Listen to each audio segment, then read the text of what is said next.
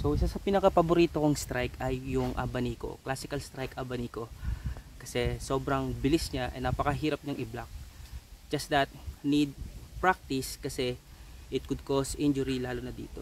Pero for beginners, merong paraan para matutunan yung Abanico. So ituturo ko sa inyo yung basic execution ng Abanico, and then papakita ko sa inyo kapag sanay na yung wrist nyo kung paano siya is i-execute. Okay? So ayan. So yung papakita ko ngayon is yung Abanico Medio. So medium range lang siya. So may 3 primary ranges kasi yung Abanico. So we have the corto, long, short range, and then meron tayong medio, and then meron din tayong largo. Okay, so the first one is yung medio lang tayo sa medio.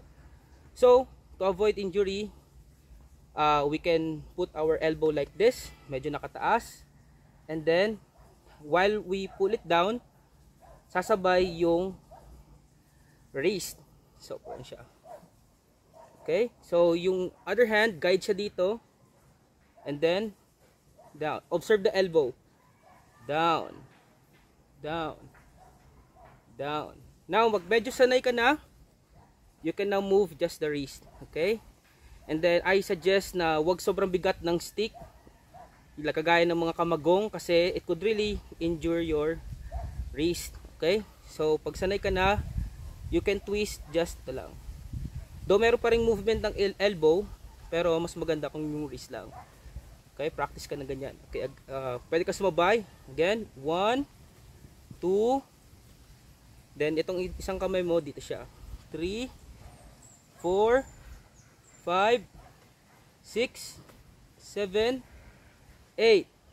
Okay, so kapag kasanay ka na dyan, pwede mo nang gawin yung snappy na galaw, or yung parang pitik na lang siya. Okay, so ganito siya gawin. 1, 2, 3, 4, 5, 6, 7, 8. Ayan. So mapapansin nyo, sobrang pitik lang siya, and then napakabilis ng strike na ito. By the way, I'm using my right hand, and yung dominant hand ko is left hand. Okay, so mas mabilis yung pitik kapag ka-dominant hand yung gamit.